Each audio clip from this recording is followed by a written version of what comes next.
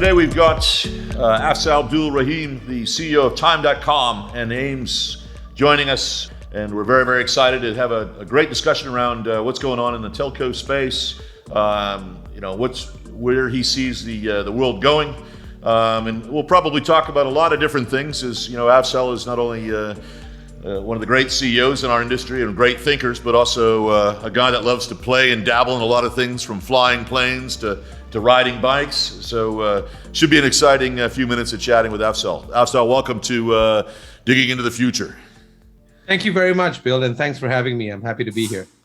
But no, so tell me about Time.com. You guys are probably one of the great success stories of the last decade in terms of Southeast Asian challengers to the market, guys that have focused on the fiber space, the data center space, and really kind of brought it all together, built an ecosystem. What's been the key to success, and how do you see things going over the next few years? Well, Bill, I think we're still a work in progress, and I think that real success is probably a few steps away for us. I've been involved in this business since taking it over for 13 years now, just coming on 13 years. So it's been a while, and I kind of feel that my presence here I should probably vacate myself for the new generation to take over, because I'm becoming one of the old ones, which is never a nice distinction to have. Look, I think Time has been extremely focused, and there was a reason for this focus, and that's because you probably know that many bankers considered us to be Malaysia's biggest corporate embarrassment, right? We were the telco which launched in the mid-90s, went public in 2000, in 2001 actually, and basically wiped out 95% of shareholder value over the preceding 3 or 4 years.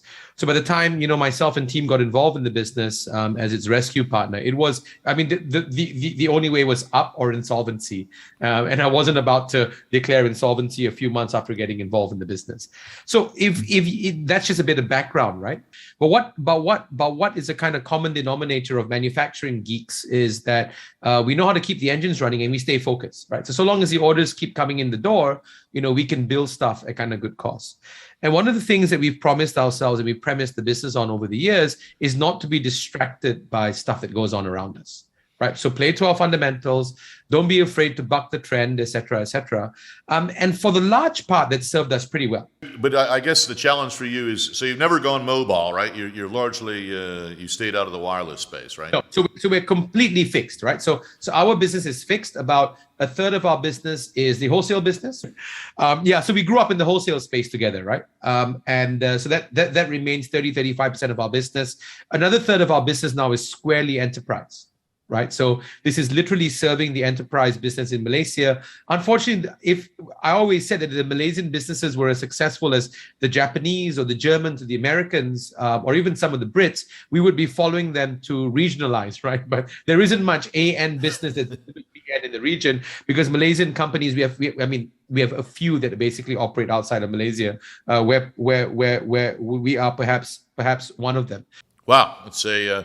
So, what do you think? The big discussion everyone's talking about are the what they call the OTTs, right? So the 5 big boys right now are 60% of the United States capitalization on the stock market today, right? And when you think about data centers, everything, they are by far the largest customer that everyone looks at on a global scale, not necessarily in each locale, but you don't think without actually talking to these guys, and many people think that they're going to be continuing, they're going to grow from 60 to 80% and actually be even more dominant. I mean, what's your thoughts on these the 5 big ones? And it's funny you ask this question, because some of the debates that we're having here on a national level in Malaysia is, how do we ask for more from these guys as they start to invest, right? So as they start coming across and look at Southeast Asia a lot more heavily, especially with the data center moratorium in Singapore now firmly in place, even those signs are being let up early, they're looking for land, power, and cooling, right? Yep. So that makes something like Malaysia a kind of destination. I think that we have to be very clear about what we are to the OTTs, right? And the one thing that I want to add is that they also change our world in perspectives, right? And so we have the opportunity to learn from their scale and their kind of hyperscale. And there's a lot of learning that goes into what a contemporary facility is every quarter.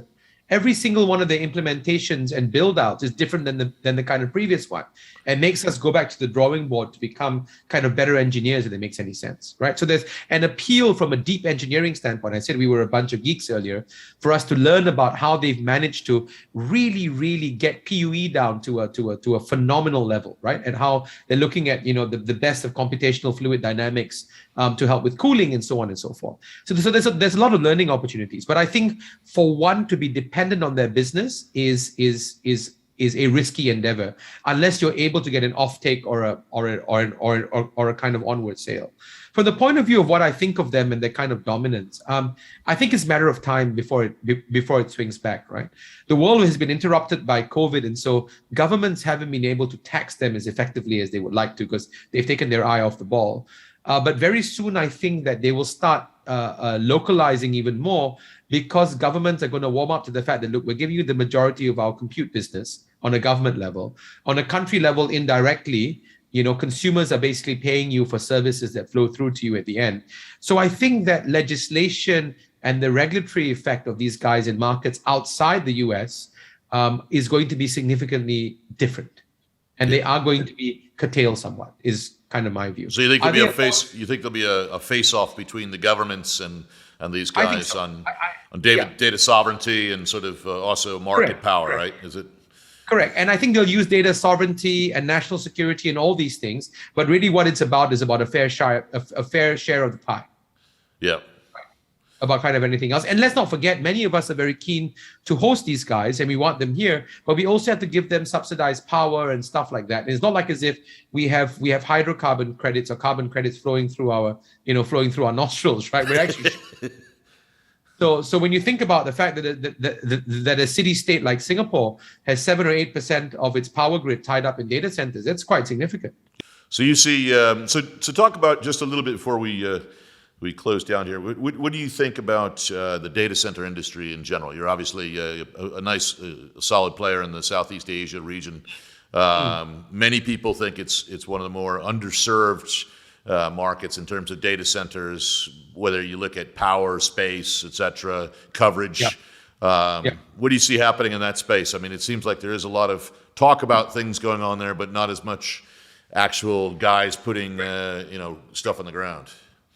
So, I mean, first of all, let's just be clear that whilst there is a region called Southeast Asia, there isn't a homogeneous market called ASEAN. Yeah. Every single country is fundamentally different from the next. You know, each market is different. So if you look at the Malaysian market, there's been a push by the government through some of their agencies to promote Cyberjaya, the preeminent tech location, as a data center, as a data center hub. And there's been pushes to make the area bordering Singapore in Nusajaya to basically, or Iskandar, to basically, deal with the spillover from kind of Singapore. That's what's driving the Malaysian data center market outside of the domestic enterprise consumption. So it's basically, foreign players needing capacity in Malaysia to serve the region. I think that data centers, that the data center business in Southeast Asia is going to explode, right? And I think it's going to explode because I think Malaysia is sort of hitting that critical mass. Singapore's beyond the critical mass, right? Yep. I think Malaysia is just about hitting that critical mass to get to that inflection curve. I think Thailand and Vietnam are 2 to 3 years out from that. Well, I think that's, to be honest, Afzal, we could probably talk for 3 hours, but probably. Yes, no, I can go on forever. So it's best you shut me up while you have the chance.